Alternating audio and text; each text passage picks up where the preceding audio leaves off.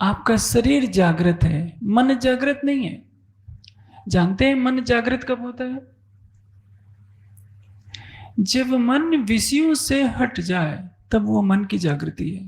प्रकाश हिंदुस्तानी में इंद्रावती जी जब अपने जीव के द्वारा मन को फटकारती हैं तो मन कहता है कि मैं क्या करूं। जब जीव ही निधि में था तो जीव का जैसा आदेश हो रहा था मैं विवश था। अब देखिए मेरी शक्ति कितनी है, मैं आपको आपके प्रीतम से मिला देता हूं।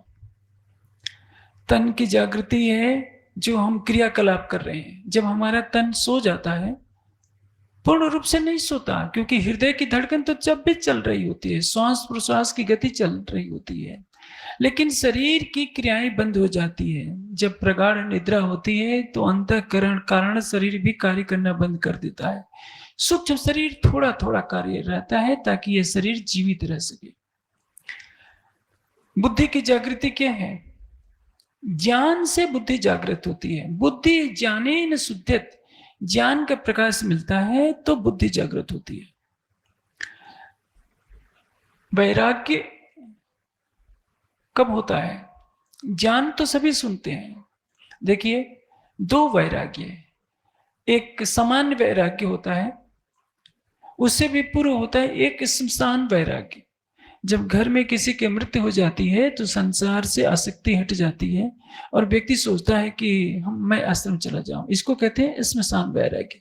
ज्ञान नहीं होता, विवेक नहीं होता।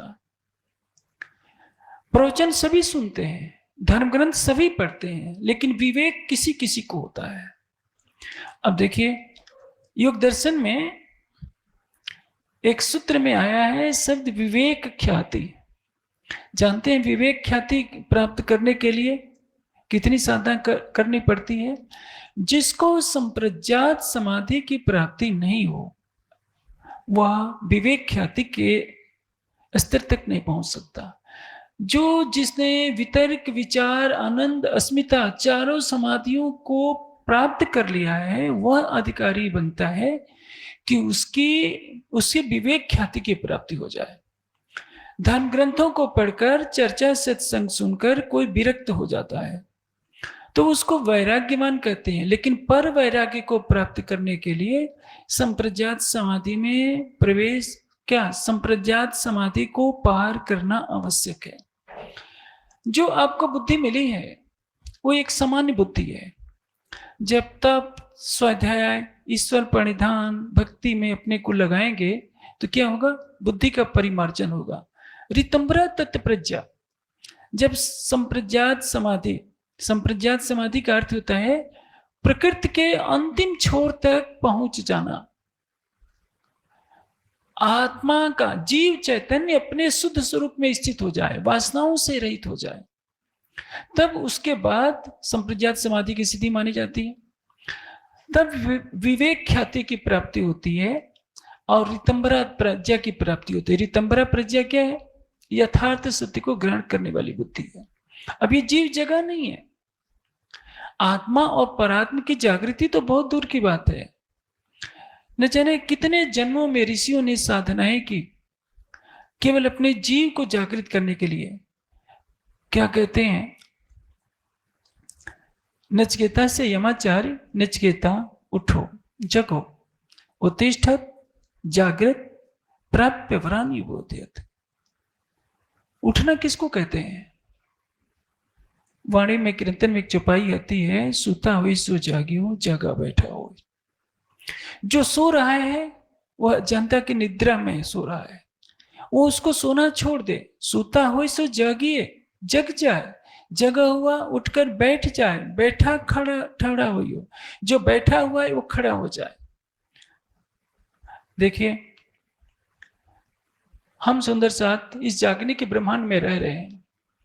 हमारी आत्मा न जाने कितने तनों पर 1638 में आने के बाद, श्यामा जी के साथ ही तो सभी आए हैं, लेकिन हमारी आत्मा ने न जाने कितने तनों को पकड़ा होगा।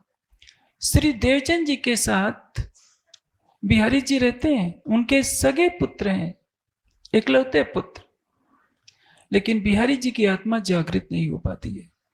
हम सुंदर साथ एक या 6 चौपाई का तारतम्य ले लेते हैं तो सोच लेते हैं कि हमारी आत्मा जागृत होती है।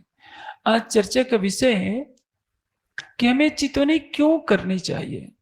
आप ये सागर ग्रंथ का 10वां प्रकरण है, श्री राज जी का तीसरा श्रृंगार। इसमें एक चौपाई आती है, वर्णन किया हक सूरत का, रूह देखा चाहे फेर फेर। यही अर्श दिल रूह के बैठे श्रृंगार कर। आपको मैं अभी जागने के भिन्न भिन्न चरणों के बारे में बता रहा था। शरीर की जागृति से आप थोड़े से भिज्य हैं। जैसे कि अभी आप बैठे हुए हैं तो आपका स्थूल शरीर जागृत है, सूक्ष्म शरीर भी जागृत है, कारण शरीर भी जागृत है। जब आप सो जाएंगे तो स्थूल शरीर कुछ अंशों में, अधिक अंशों में जगा रहेगा, कुछ अंशों में सोया रहेगा। सूक्ष्म शरीर जब जागृत होगा तो थोड़ा थोड़ा तो स्वप्न देखने लगेंगे। प्रगाढ़ निद्रा में आपका कारण शरीर पूर्णतया सोया रहेगा तमोगुण की अधिकता के कारण। सूक्ष्म शरीर भी सोया रहेगा, स्थूल शरीर आपकी थोड़ा सा जगा रहेगा, क्योंकि धड़कन चलनी आवश्यक है आपको जीवित रखने के लिए। अब कारण शरीर में देखिए, चित्त की जागृति का तात्पर्य क्या? चित्त जब आपका वासनाओं से रहित हो जाए, आपके चित्त में जन्म जन्मांतरों के सारे संस्कार दग्ध हो जाएं, तो आपके चित्त की जागृति मानी जाएगी, इसके पूर्व नहीं। जब आपके चित्त में केवल प्रीतम का भाव बस जाए तब चित्त की जागृति है। मन जब जागृत हो जाएगा तो केवल प्रीतम की तरफ देखना चाहेगा, संसार की ख्वाहिश छोड़ देगा। बुद्धि जब जागृत हो जाएगी तो विवेक ख्याति की प्राप्ति होगी। ये बातें मैं केवल अपनी तरफ से नहीं कह रहा हूं, योग दर्शन और जो वाणी का सिद्धांत है, वेद का सिद्धांत है, उसके अनुसार कह रहा हूं। विवेक ख्याति प्राप्त होगी तो पर वैराग्य होगा। पर वैराग्य के बाद आपको निर्वीज समाधि की प्राप्ति होगी। तब आपका जन्म जन्मांतरों के वासनाओं के दवानल से परे होकर जब तक प्रलय नहीं होता है तब तक इस संसार में भी रहते हुए अखंड सुख का भोक्ता करेगा और उसके पश्चात अखंड सुख का अधिकारी बनेगा।